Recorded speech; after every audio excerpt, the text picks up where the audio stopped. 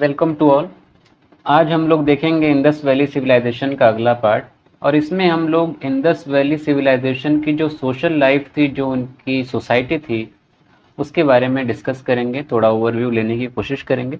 Basically detail में सारी चीज़ें देखेंगे और उम्मीद करते हैं कि आप लोग लेक्चर के जो है नोट्स बनाते होंगे। रनिंग नोट्स बनाने की आदत होनी चाहिए, तो उम्मीद करते हैं इसके रनिंग नोट्स बनाते होंगे। तो पिछले लेक्चर में हम लोगों ने इकोनॉमिक लाइफ की बात की थी। आज हम लोग सोशल लाइफ की, या उनकी सोसाइटी कैसी थी, वो कैसे रहते थे, उनका पहनावा क्या था, कितने डिवीजन वहाँ पे थे, जात पात थी नहीं थी, क्या था नहीं था, उनकी डेली कह सकते हैं दिनचर्या कैसी थी, वो सारी चीज़ें इसमें देखने की कोशिश हम लोग करेंगे। तो सबसे पहले तो हम लोग सोसाइटी की ही बात करेंगे कि सोसाइटी कैसी थी। तो सोसाइटी जो है, यहाँ पे कोई रूलिंग क्लास वैसे प्रॉपर राजतंत्र जैसा कुछ नहीं था, लेकिन फिर भी मोटा मोटी जो है यहाँ पे 4 क्लासेस देखने को मिलती हैं।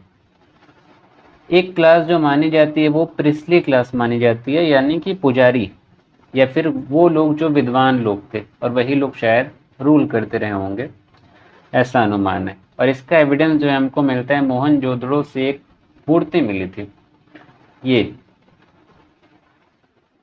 ये प्रिस्ली आइडल है, एक पुजारी हैं, और ये पहनावा देख के एक शॉल है, और ये पीछे घूमी हुई है, यहाँ से दिख रहा है, और ये सर में जो है कुछ बांधे हुए हैं। तो ये देख के थोड़ा अंदाज एक लग रहा है कोई बाबा टाइप पे या पुजारी टाइप पे थे। ये मोहनजोदड़ो से मिली, इससे कुछ अंदाज़ा लगता है। दूसरा प्रिस्ली क्लास का अंदाज़ा लगता है फायर ऑल्टर्स से। फायर ऑल्टर्स का मतलब होता है जो वो होता है हवन कुंड होता है, जिसमें चीज़ें जलाई जाती है पूजा पाठ के टाइम पे। तो ऐसे फायर ऑल्टर्स मिले लोथल से, और साथ ही साथ कालीबंगन से।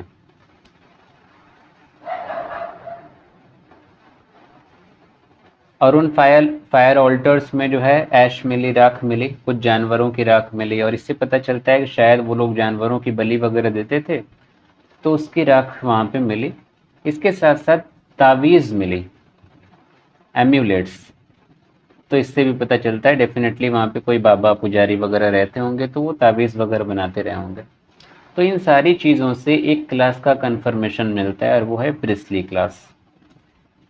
इसके अलावा सेकंड जो क्लास मानी जाती थी वो वॉरियर क्लास मानी जाती थी, यानी कि वो सैन्य तरीके से कह सकते हैं, सिपाहियों की क्लास, सिपाहियों का एक तरीके से वर्ग था।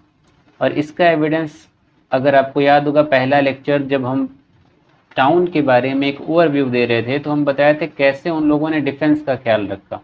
दीवारें ऊंची ऊंची बनाई जाती थी, और जो है जैसे जैसे दीवार ऊपर पहुंचती थी उसकी चौड़ाई कम होती रहती थी। तो इसका एक बेसिक जो अंडरस्टैंडिंग निकल के आ रही थी वो यही थी, डिफेंस। इसके अलावा कई सारे स्केलेटन मिले जो इस बात को दर्शाते हैं कि आपस में कुछ कॉन्फ्लिक्ट हुए, लड़ाइयाँ हुई, और उसमें लोग मारे गए, क्योंकि ऐसे कई सारे स्केलेटन थे जो ऐसे इस हालत में पड़े हुए थे जिससे देख के लग रहा था कि यहाँ पे कोई लड़ाई वगैरह हुई थी।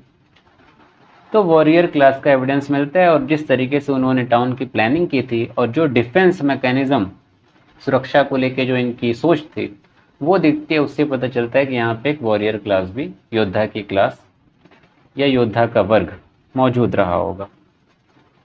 तीसरी जो क्लास यहाँ पे थी वो थी बिजनेस क्लास। अगर आपको याद होगा, जैसे कि हम ग्रैनरीज दिखाए थे, या फिर लोथल जैसे कि हम दिखाए, ये ग्रैनरीज है, इसके साथ साथ हम लोथल दिखाए थे ये।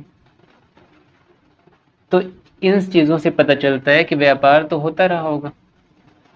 और लोथल एक बहुत बड़ा बंदरगाह था जहाँ से मेनली व्यापार होता था, न केवल घरेलू बल्कि अंतर्राष्ट्रीय, मेसोपोटामिया वगैरह से व्यापार यहाँ से होता था। तो व्यापार सभी लोग नहीं करते रहे होंगे, डेफिनेटली यहाँ पे सर्टेन क्लासेस रही होंगी, कुछ क्लास, कुछ वर्ग रहे होंगे जो व्यापार करते रहे होंगे। तो एक आखिरी जो क्लास, आखिरी नहीं, तीसरी जो क्लास थी वो मानी जाती है बिजनेस क्लास या फिर ट्रेडिंग क्लास। और लास्ट जो क्लास है वो वर्किंग क्लास है, यानी कि कुछ और भी लोग रहे होंगे जो नॉर्मल लोग काम काज करते रहे होंगे, उनकी क्लास रहती होगी। क्योंकि अगर टाउन याद होगा, 2 पार्ट में बटा होता था। एक तो अपर होता था रूलिंग क्लास के लिए, यहाँ पे आम लोग रहते होंगे, तो इसी आम वाले में शायद बिजनेस क्लास और वर्किंग क्लास भी रहते होंगे। और यही वर्किंग क्लास शायद जो है ग्रैनरीज में जो अनाज इकट्ठे किए जाते थे अन्नागार में, टैक्स के रूप में, तो ये शायद वर्किंग क्लास देती रही होगी। तो ये 4 डिवीज़न हमको या 4 वर्ग हड़प्पन सोसाइटी में देखने को मिलते हैं। ये जो है प्रिस्ली फोटो हम ऑलरेडी दिखा चुके हैं। इसके अलावा अगर उनके पहनावे वगैरह की बात की जाए तो पहनावा इनका जो है नॉर्मल होता था, एक जैसे कि इसी पिक्चर में आप देख सकते हैं, जैसे इसने शॉल लपेटी हुई है तो ऐसे ही वो लोग शॉल का इस्तेमाल करते थे, प्रॉपर शॉल नहीं बट शॉल की तरह ही होता था। और ये मेन और विमेन दोनों यूज़ करते थे। इसके साथ साथ जो मेन और विमेन होते थे वो सब लोग ज्वेलरी का इस्तेमाल करते थे। जो मर्द होते थे वो भी नेकलेस पहनते थे, ब्रेसलेट का इस्तेमाल करते थे, कान में जो है बालियां पहनते थे, ईयररिंग्स वगैरह भी पहनते थे, मेल भी। इसके साथ साथ इनका खाना पीना अगर बात की जाए तो खाने पीने में ये वेज भी थे और जो है वेज और नॉन वेज दोनों खाते थे, क्योंकि वेज का मतलब ये है कि एग्रीकल्चर का एविडेंस तो यहाँ पे है ही। इसके साथ साथ एनिमल्स, जो एनिमल हस्बेंड्री होती थी वो सिर्फ पालतू ही नहीं थे बल्कि उनको खाते भी थे। और हंटिंग का एग्जाम्पल हमको कई जगह पे मिलता है, जैसे इस फोटो में देख सकते हैं। इस चीज़ से ये अंदाज़ा लग सकता है कि ये जो भी है वो इस एनिमल को मारने की कोशिश कर रहा है। तो हंटिंग का यानी कि शिकार का एविडेंस मिलता है, तो उस शिकार के एविडेंस से हम लोग मान सकते हैं कि ये लोग नॉनवेज भी खाते रहे होंगे। और दूसरी चीज़ ये भी सबूत पेश करती है कि जैसे फायर ऑल्टर्स मिले, जो हवन कुंड मिले, और उन हवन कुंड में एनिमल को या जानवरों की जो बलि दी गई जो राख मिली, इससे पता चलता है कि जानवरों को मारने में इनको कोई अफसोस नहीं था। तो इसका मतलब ये लोग नॉनवेज खाते रहे होंगे। ये तो एक सील वाला जो कि उसमें मारते हुए दिखाया गया, और दूसरा जो हवन कुंड है, ये दोनों चीज़ें साबित करती हैं कि नॉनवेज खाते रहे होंगे। इसके अलावा एक और सील मिली थी जिसमें एक जानवर जो था, एक एनिमल जो था, उसको बांधा हुआ दिखाया गया था, किसी चीज़ में से बीच में बांध के लटकाया गया था और ऐसा लग रहा था कि उसको पकाने की कोशिश की जा रही है। इससे भी प्रूव होता है। इसके अलावा फिशिंग हुक्स मिले, जो मछली मारने की कांटी होती है वो मिली कॉपर की। इससे भी ये बातें कंफर्म होती हैं कि ये लोग नॉनवेज खाते रहे होंगे। उम्मीद करते हैं यहाँ तक कोई दिक्कत नहीं होगी। इसके अलावा इनकी दिनचर्या में और चीज़ें क्या शामिल होती थी, जैसे कि ये पिक्चर हम लोग देख सकते हैं। ये जो है डांसिंग गर्ल की पिक्चर है, ये ब्रोंज की बनी हुई है और ये मिली मोहनजोदड़ो से। तो डांस का एक जो है पोस्चर, यहाँ पे उसकी जो पोजीशन है, जो पोज है, वो एक डांस का दिख रहा है। तो इससे अंदाज़ा हो सकता है कि ये लोग डांस वगैरह करते रहे होंगे। और इस चीज़ को प्रूव करने के लिए एक दूसरी चीज़ भी है, जैसे कि हम दिखाए थे सेकेंड लेक्चर में, स्टेडियम दिखाए नहीं थे बल्कि हम बताए थे कि स्टेडियम जैसा स्ट्रक्चर मिला गोल सा और उसके चारों तरफ ऐसी सीढ़ियाँ हैं, जिससे अंदाज़ लगता है कि वो स्टेडियम रहा होगा। तो ये डांसिंग का जो है एविडेंस इस बात का प्रूव है कि शायद इसमें डांस वगैरह भी होता रहा होगा। एक और ये चीज़ है कि यहाँ पे रेसिंग होती रही होगी, रेस होती रही होगी। या फिर एक और चीज़ ये भी हो सकती है कि यहाँ पे एनिमल फाइट होती रही होगी, जानवरों को जो लड़ा के खेल होता है, जानवर लड़ते हैं आपस में, ये खेल भी शायद होता रहा होगा। और इसके अलावा नटराज पोजीशन की एक आइडल मिली, जैसे ये नटराज की पोजीशन है, इस तरीके की आइडल मिली जो कि डांस को ये भी कंफर्म करता है। इसके साथ साथ कुछ और एविडेंस मिले, कुछ मंकी आइडल्स मिले, बंदरों की मूर्तियाँ मिली। कुछ मंकी जो थे वो ढोल के साथ दिखाई दिए। अब ढोल है तो इसका मतलब म्यूज़िक रहा होगा। कुछ मंकीज थे, कुछ बंदर ऐसे थे जो कास्टानेट्स के साथ दिखाई दिए, ये भी एक बजाने वाला टूल है, यंत्र है। इसके अलावा कुछ बंदरों का एविडेंस मिला, बंदर यानी कि बंदर के खिलौने या फिर उनकी मूर्ति, उसका एविडेंस मिला है कि वो लोग कुछ जैसे गिटार वगैरह होता है, तार वाला जो भी इंस्ट्रूमेंट होता है, स्ट्रिंग जिसमें तारों का इस्तेमाल होता है, जैसे कि गिटार हो गया, वायलिन हो गया, तो वैसे ही एक बंदर का कह सकते हैं टॉय मिला, आइडल मिला, मूर्ति मिली, जिसमें वैसा ही कुछ टूल वो लेके दिखाया गया है। तो इससे पता चलता है कि डांस के साथ साथ म्यूजिक में भी इन लोगों का इंटरेस्ट रहा होगा।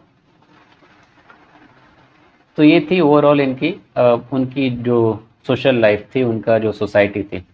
इसके अलावा उसी सोशल लाइफ का जो बड़ा पार्ट है वो है उनका धर्म। उनकी रिलीजियस लाइफ कैसी थी, धार्मिक जीवन उनका कैसा था। तो धार्मिक जीवन इनका बहुत ज़्यादा कॉम्प्लिकेटेड नहीं था, क्योंकि यहाँ पे कोई धर्म वगैरह वैसे नहीं थे। ऑलमोस्ट सेक्युलर थे, ये धर्मनिरपेक्ष कहे जा सकते हैं। कोई वैसे बहुत ज़्यादा रीति रिवाज नहीं थे, लेकिन हाँ फिर भी हल्के फुल्के देखने को मिलते हैं। पहली चीज़ तो ये कि ये लोग बिलीव करते थे कि इस जन्म के बाद दूसरी लाइफ मिलेगी, लाइफ आफ्टर डेथ। इनका मानना था कि मरने के बाद एक दूसरा जीवन मिलेगा, और इसका सबूत मिलता है इस चीज़ से कि जब इन्होंने दफन किए लोगों को, तो दफनाने के साथ साथ उन्होंने उनकी ज़रूरत की चीज़ों का ध्यान रखा और उसमें उसके साथ दफनाया, इस बात को सोच के कि शायद जब दोबारा जीवन मिलेगा तो उनको इन सामानों की ज़रूरत पड़ेगी। इस चीज़ से ये बात जो है मानी जाती है कि ये लोग पुनर्जन्म में विश्वास करते थे, या फिर मरने के बाद कोई ज़िंदगी मिलेगी, इस चीज़ पे विश्वास करते थे। और शायद इनका जो है एक क्रिएटर में मानते थे कि शायद कोई है जिसने इस पूरी धरती को बनाया, कोई गॉड, देवी देवता, कोई भगवान है। और इसके एविडेंस भी कई सारे मिलते हैं, वो सारी पिक्चर अभी हम दिखाएंगे। और दूसरी चीज़, ये लोग एविल में भी मानते थे, शैतानी शक्तियों में भी मानते थे। और इसका एविडेंस मिलता है, जैसे अभी हम बताया कि तावीज़ मिली, तो तावीज़ का मतलब यही है कि शायद कुछ बुरी शक्तियों में ये लोग मानते रहे होंगे, इसलिए तावीज़ का इस्तेमाल ये लोग करते रहे होंगे। तो पहली चीज़ अगर धार्मिक जीवन में इनके देखें तो वो बरियल देखेंगे, यानी दफनाने की जो प्रथा थी। जलाया भी जाता था, लेकिन जो मेनली होता था वो दफनाने की प्रक्रिया यहाँ पे देखी जाती थी। तो जो दफनाने की प्रक्रिया होती थी वो कई तरीके की होती थी। एक तो होता था कंप्लीट बरियल। कंप्लीट बरियल में क्या होता था, एक पूरी तरीके से बॉडी को जैसे नॉर्मली दफनाया जाता है, नॉर्थ में सर करके और साउथ में पैर, यानी कि दक्षिण की तरफ पैर होता था, उत्तर की तरफ उसका सर, और ऐसे करके उसको दफना दिया जाता था। इसको बोलते थे कंप्लीट बरियल। इसके अलावा दूसरा जो बरियल होता था वो फ्रैक्शनल बरियल होता था। फ्रैक्शनल बरियल नॉर्मली कुछ इस तरीके का होता था, जैसे जो लाश होती थी, जो बॉडी होती थी, उसको वो लोग जंगल में छोड़ देते थे, और वो बॉडी जो है धीरे धीरे डीकम्पोज होना शुरू होती थी, खत्म होना शुरू होती थी, और लास्ट में जब सिर्फ स्केलेटन बचता था तो उस स्केलेटन को वो लोग दफना देते थे। तो अधूरा कह सकते हैं कि दफनाने की प्रक्रिया यहाँ पे थी। तीसरा था अर्न या फिर पॉट बरियल। ये बर्तन में नॉर्मली होता था, और इसमें क्या होता था कि पूरी तरीके से चीज़ें नहीं होती थी, मतलब पूरी लाश हो ज़रूरी नहीं होता था। कई बार जो सिर्फ लाश का स्केलेटन, कंकाल होता था, उसको बर्तन में रख के दफना दिया जाता था, या फिर उसको जलाने के बाद उसकी जो राख है उसको दफना दिया जाता था, या फिर उनका जो कोई पसंदीदा जानवर वगैरह, बकरी वगैरह, उसको जो है मरने के बाद उसकी स्केलेटन को दफना दिया जाता था। तो जो भी था वो पॉट में होता था, बर्तन में होता था। और लास्ट जो बरियल टेक्निक थी, प्रक्रिया थी, वो था सिंबॉलिक बरियल। सिंबॉलिक बरियल में सिर्फ मान लिया जाता था। फॉर एग्जाम्पल, कोई बंदा है, वो कहीं गया और कभी लौट के आया ही नहीं, और ऐसा अनुमान लगाया गया कि शायद वो मर गया, तो उसकी मृत्यु या उसकी मौत मान के कुछ उसकी चीज़ें, या तो उसका कुछ सामान हो या कुछ भी ऐसा मान लिया जाता था कि वो मर गया, और उसको मान के उसकी कोई भी चीज़ दफना दी जाती थी, जिसको बोलते थे सिंबॉलिक बरियल।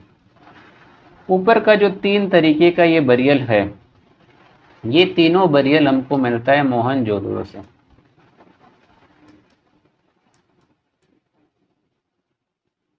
इसके अलावा कुछ जो पॉट बरियल है, अर्न बरियल है, इसका एविडेंस हमको मिलता है कालीबंगन से भी।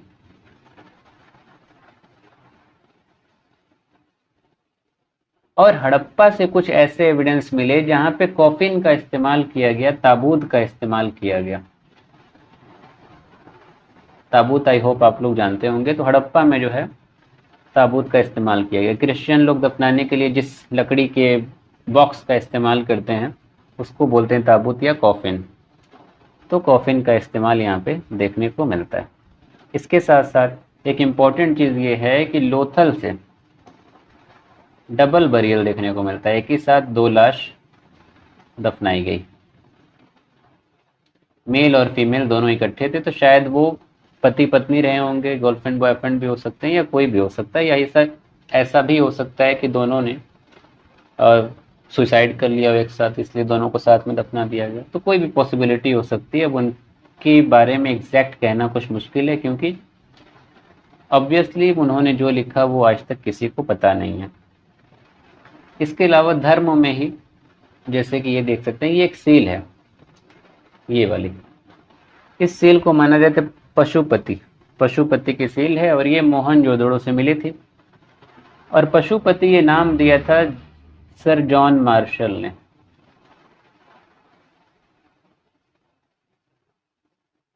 ये ब्रिटिश जो है ऑफिशियल थे, उन्होंने ये नाम दिया था। और इनको जो है योगेश्वरा के नाम से भी जाना जाता है।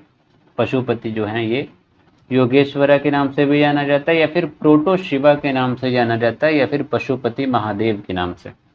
इसमें खास बात ये है कि नीचे जो है एनिमल्स कुछ दिखाए गए हैं, जैसे कि ये यहाँ पे देख सकते हैं, नीचे एनिमल है। नीचे जो है 2 एनिमल है, एक यहाँ पे और एक यहाँ पे जो दिख नहीं रहा है, और ये दोनों डियर हैं, हिरन है। इसके अलावा और फिर उसी के ऊपर एक प्लेटफॉर्म बना है, और उस प्लेटफॉर्म के ऊपर ये जो भी हैं, पशुपति कह लीजिए, प्रोटोशिवा कह लीजिए, ये एक योगिक पोजीशन में, योगा जैसी पोजीशन में बैठे हुए हैं। इसके साथ साथ इनके सर पे यहाँ पे एक फर्टिलिटी कल्ट है, एक तरीके से दिखाया गया है कि ये प्रजनन से इसका कनेक्शन दिखाया गया है। यहाँ पे उर्वरकता से संबंधित एक कह सकते हैं देवता के तौर पे यहाँ पे इनको प्रस्तुत किया गया। इसके साथ साथ खास चीज़ एक यहाँ पे ये है कि इनके 3 मुंह दिखेंगे आपको, 3 फेस, जिसको बोलते हैं त्रिमुखा।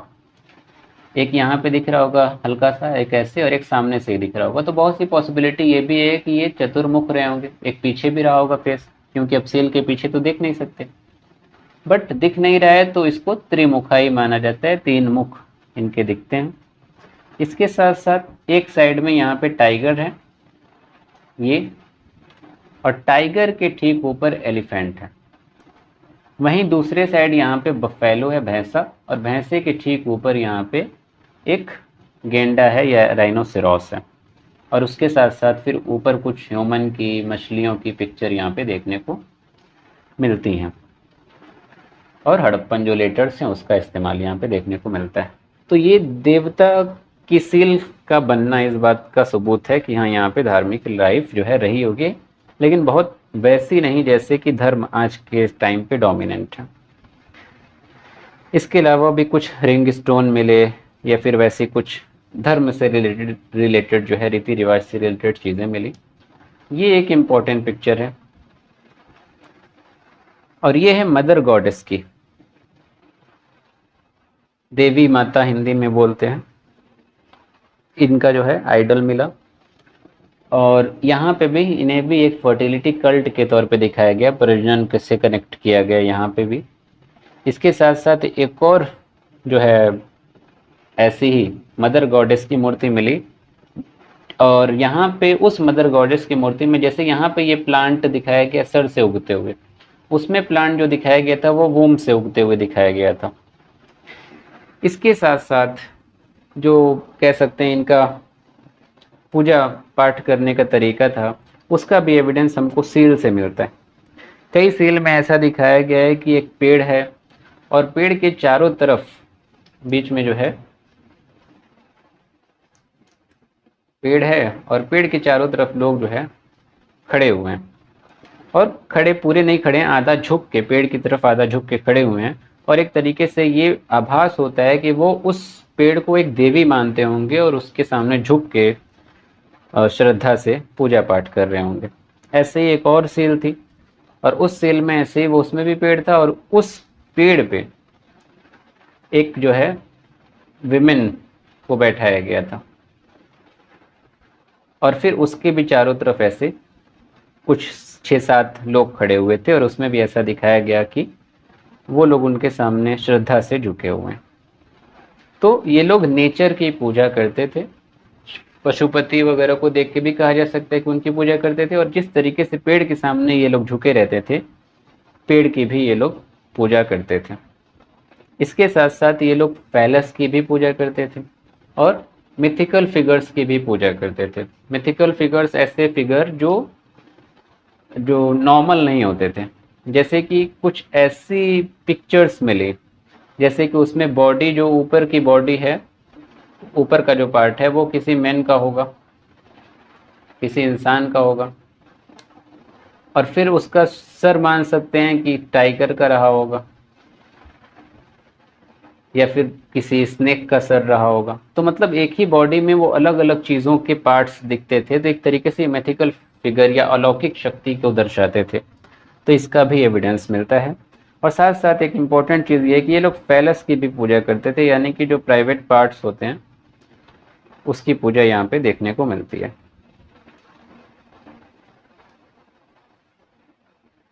तो ये ओवरऑल इनके रिलीजियस लाइफ के बारे में था। और लास्ट जो है वो है इनकी पॉलिटिकल लाइफ। और पॉलिटिकल लाइफ में कुछ खास इम्पोर्टेंट तो नहीं है, लेकिन फिर भी छोटा सा सिंपल सा ओवरव्यू देने की कोशिश करेंगे। जैसे कि पॉलिटिकल लाइफ में ऑलरेडी हम बता चुके हैं 4 क्लास यहाँ पे होती थी, और 4 क्लास में जो सबसे ऊपर होते थे वो प्रिस्टली क्लास होती थी, पुजारियों वाली, या फिर जो विद्वान लोग होते थे। तो पॉसिबिलिटी यही है कि ये लोग शायद रूल करते रहे होंगे। और इस चीज़ से एक ये भी अंदाज़ा लगता है कि वैसा राजतंत्र तो नहीं था, लेकिन कोई छोटा मोटा एक म्यूनिसिपल ऑर्गेनाइजेशन जैसे नगर पालिका होता है वैसा लोकल लेवल पे रहा होगा। और यही प्रिस्टली क्लास या फिर जो लोग व्यापार करते थे वही लोग शायद सारी चीज़ों को हैंडल करते रहे होंगे। और वॉरियर्स थे, योद्धा थे, तो डिफेंस का भी ये लोग ध्यान रखते होंगे। तो ये पॉलिटिकल लाइफ इनकी शायद रही होगी। अच्छा, दूसरी चीज़ ये है कि जो धर्म के बारे में है, यहाँ पे कोई टेम्पल नहीं मिले, मंदिर वगैरह नहीं होते थे, इसीलिए हम बोले कि ये ऑलमोस्ट सेकुलर होते थे, नेचर की, प्रकृति की पूजा करते थे और थोड़ा बहुत देवी देवता की पिक्चर मिले। इसके अलावा जो लास्ट इनकी लाइफ से रिलेटेड है वो है इनकी स्क्रिप्ट। तो ये लोग क्या लिखे हैं वो किसी को नहीं पता। जैसे कि इसमें देख सकते हैं, ये जो भी लिखा है इन लोगों ने, ये किसी को नहीं पता है कि ये क्या लिखा है। ये अनडेसिफर्ड है। डेसिफर्ड मतलब जो चीज़ पढ़ी जा सके, अनडेसिफर्ड मतलब जो नहीं पढ़ी जा सके। तो ये लोग क्या लिखते थे कुछ नहीं पता। और अगर इसको देखेंगे तो ये पिक्टोरियल फॉर्म में पिक्चर्स बनी हुई हैं, मछली तो इंसान, कुछ भी ऐसी पिक्चर्स बनी हुई हैं, अल्फ़ाबेट की तरह ABCD नहीं है। तो ऐसे ही पिक्टोरियल फॉर्म में स्क्रिप्ट मिली और लगभग 400 से ज़्यादा ऐसी पिक्चर्स मिली जिसको आज तक पढ़ा नहीं गया। और इसके लिखने का जो तरीका होता था वो बोस्ट्रोफेंडन होता था। बोस्ट्रोफेंडन स्टाइल का मतलब ये होता है कि राइट टू लेफ्ट लिखना होता है। ऐसे लिखेंगे और फिर ऐसे नीचे हो जाएगा और फिर ऐसे पहुंच जाएगा, फिर ऐसे, इस तरीके से इसको लिखा जाता था। तो लिखा क्या है वो आज तक किसी को पता नहीं है।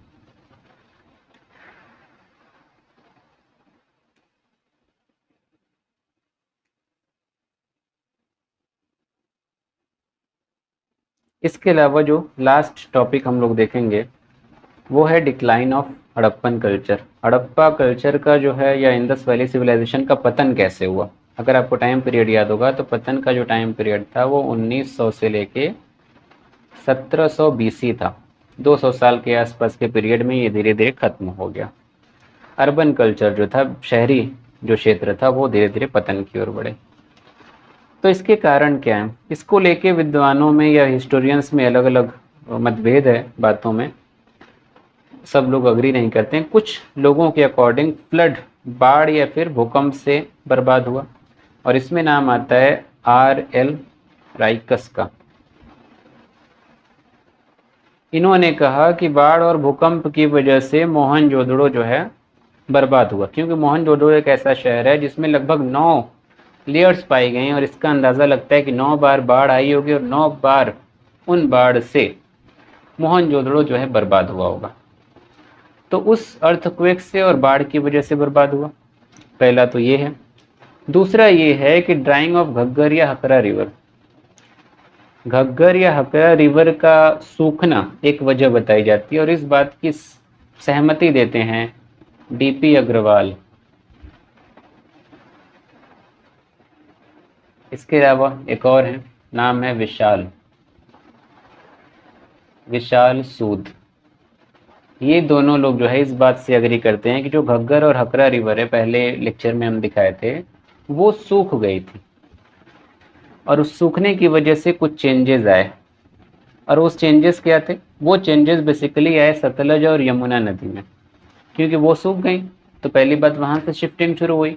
दूसरा ये हुआ कि अर्थक्वेक आया और अर्थक्वेक आने की वजह से जो सतलज नदी है और यमुना नदी है, दोनों ने अपना डायरेक्शन चेंज कर दिया। सतलज जो है जाके इंदस यानी कि सिंधु नदी में मिल गई और यमुना जो है वो गंगा में मिल गई। अगर पिक्चर हम दिखाएं तो यहाँ पे ये देख सकते हैं, ये घग्गर और हकरा रिवर है ये, तो ये सूख गई थी। और यहाँ पे ये सतलज है, तो ये पहले इंदस से नहीं मिली थी, जब भूकंप आया तो वो जाके इंदस से ऐसे मिल गई और यमुना जो है वो जाके गंगा से मिल गई। तो इस तरीके से नदियों का जो कोर्स था, जो डायरेक्शन था, वो चेंज हुआ और इसलिए वहाँ के लोग भी शिफ्ट होने के लिए मजबूर हुए और शिफ्ट हुए तो उनका जो सिविलाइजेशन था उसका पतन या बर्बाद होना निश्चित था। इसके अलावा कुछ एक इतिहासकार हैं, वो कहते हैं कि इंदस का ही जो है रिवर्स कोर्स जो है, इंदस का ही डायरेक्शन जो है शिफ्ट हो गया और इस बात का समर्थन करते हैं, जो नाम है उनका वो है H.T. लैम्ब्रिक। वो कहते हैं कि सतलज और यमुना नहीं बल्कि इंदस ने ही, सिंधु ने ही अपना डायरेक्शन जो है चेंज किया और मोहनजोदड़ो से थोड़ा सा वो शिफ्ट हुई और शिफ्ट होने की वजह से वहाँ के लोग भी शिफ्ट होने के लिए मजबूर हुए। हालांकि इस बात का कोई सबूत नहीं है, इसलिए इनकी H.T. लैम्ब्रिक की थियरी को पूरी तरीके से रिजेक्ट किया जाता है। इसके अलावा जो अगला कारण है जो मेनली माना जाता है और एक्सेप्टेड भी है, और वो है इन्वायरमेंटल चेंज। इन्वायरमेंट में जो बदलाव है, और इस बात का जो है समर्थन करते हैं वॉल्टर फेयरसर्विस।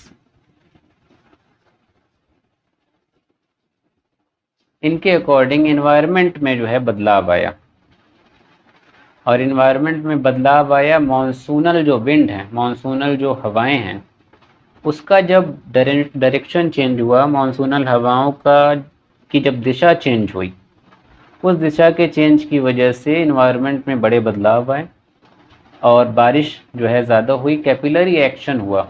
और कैपिलर जो ज्योग्राफी पढ़े होंगे वो जानते होंगे, यहाँ पे डिटेल में एक्सप्लेन करने का मतलब है टाइम जाएगा। तो बेसिकली आप ये समझ सकते हैं कि जो ज़मीन है, उस ज़मीन में जो सैलिनिटी है, हिंदी में बोलते हैं लवणता, वो बढ़ी।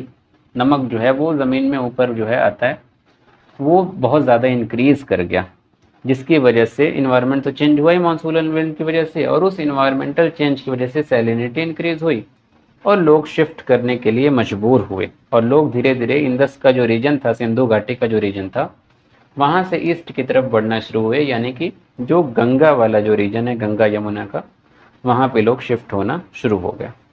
और इन इन्वायरमेंटल चेंजेस से अब चूँकि सैलिनिटी बढ़ी तो एग्रीकल्चर के लायक खेत जो है ज़मीन नहीं बचेगी खेती लायक। तो इन सब चीज़ों की वजह से, और जो सतलज और यमुना का डायरेक्शन चेंज हुआ और घग्गर और हकरा का सूखना और ऊपर फ्लड का, मोहनजोदड़ो में जो ये बाढ़ और अर्थक्वेक आए, इन सारी चीज़ों को मिलाएंगे तो इन सब का असर हमको दिखेगा ट्रेड पे, व्यापार पे। इन सब चीज़ों की वजह से व्यापार पे असर हुआ और एग्रीकल्चर बेसिकली ज़्यादा उस पर असर हुआ। और एग्रीकल्चर पे असर हुआ तो यानी कि जो उनका कह सकते हैं जो भी आमदनी थी, जो भी जैसे भी ज़िंदगी का गुजर बसर हो रहा था, उसमें गिरावट देखने को मिलती है, तो सभ्यता का पतन हुआ। लास्ट जो थियरी मानी जाती है वो है आर्यन इन्वेजन थियरी। भारत में आर्यों का आगमन या आक्रमण जो भी कहें, मॉर्टिमर व्हीलर जो है इस बात की जो है उन्होंने बात कही थी पहली बार।